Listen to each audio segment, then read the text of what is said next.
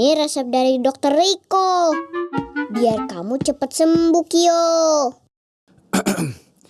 Pak Dokter Riko, saya mau konsultasi nih. Boleh? Boleh. Mau konsultasi apa? Begini dok, anak saya sepertinya sudah cukup umur untuk sunat. Kira-kira gimana ya cara ngebujuknya? Hah? Sunat? Memang kenapa anak bapak harus disunat? Saya sih pengen bilang begini Pak Dokter. Semua orang Islam yang laki-laki wajib disunat. Selain itu, sunat juga baik buat kesehatan. Udah. Cuma itu aja alasannya. Sepertinya cukup Pak Dokter. Alhamdulillah anak saya anak yang soleh. Apalagi nanti kalau memang berani sunat, insya Allah saya mau beliin mobil remote yang baru. Asik!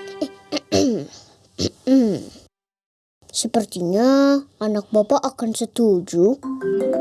Alhamdulillah. Yuk siap-siap. Sekarang ya? Iya dong. Ngapain ditunda-tunda lagi? Ayo.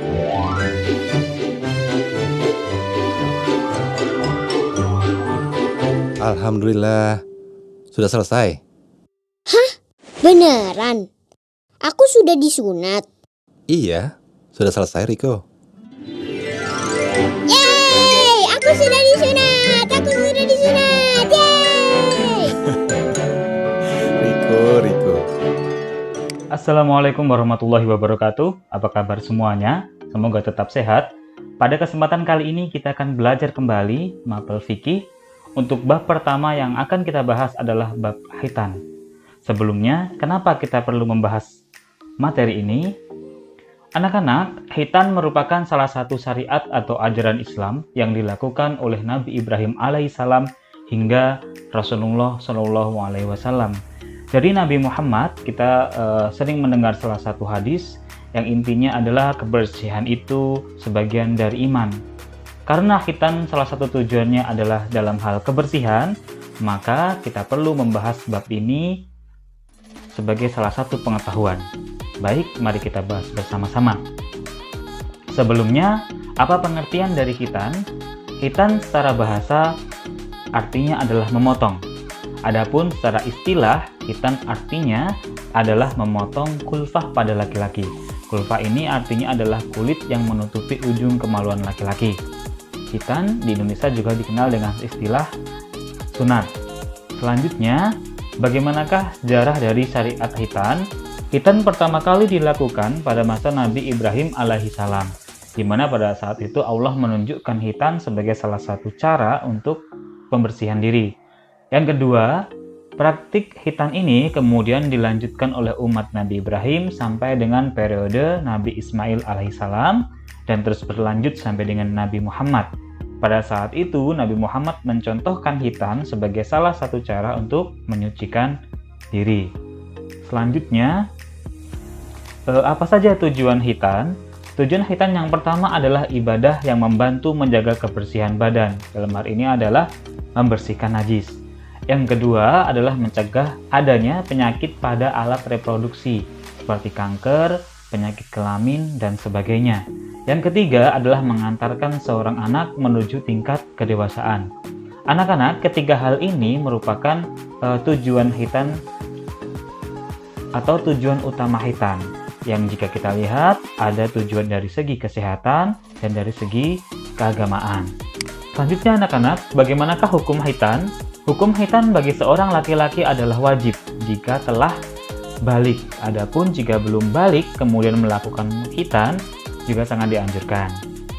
Dan bagi seorang perempuan, hukum khitan adalah sunnah. Dalam artian jika tidak dilakukan tidak apa-apa.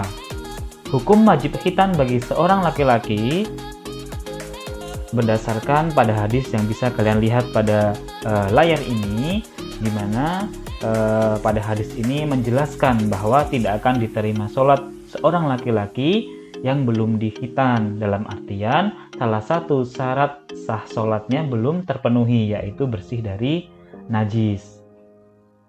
Lalu anak-anak, pada usia berapakah dianjurkan khitan?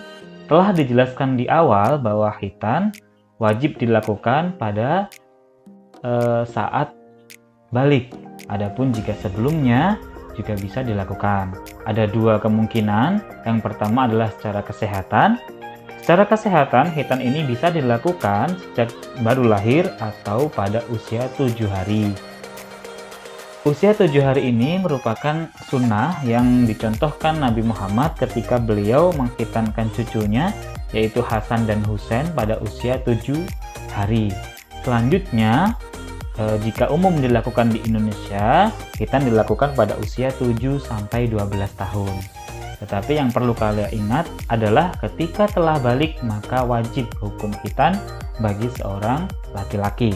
Selanjutnya anak-anak, apakah hikmah dari khitan? Hikmah dari khitan bisa kalian lihat pada layar ini. Ada 5 hal yang termasuk hikmah dari khitan, seperti sehat lahir batin, mencegah terjadi penyakit, salah satu sarana bagi kesempurnaan sikap, dan sebagainya. Di mana dari kelima hal ini bisa kita ambil kesimpulan bahwa khitan sangat banyak hikmahnya, baik itu secara kesehatan atau medis dan secara keagamaan. Dari medis, yaitu menjaga kesehatan. Secara keagamaan, khitan adalah salah satu cara untuk membersihkan najis pada badan, khususnya bagi seorang laki-laki, di mana salah satu syarat sah sholat yaitu bersih badan, pakaian, dan tempat dari najis, di mana hal ini akan terbantu atau akan bisa terpenuhi ketika seorang laki-laki yang balik telah melakukan khitan. Baik anak-anak, demikian penjelasan untuk bab khitan kali ini. Kita akan lanjutkan pada pertemuan berikutnya. Saya akhiri. Wassalamualaikum warahmatullahi wabarakatuh.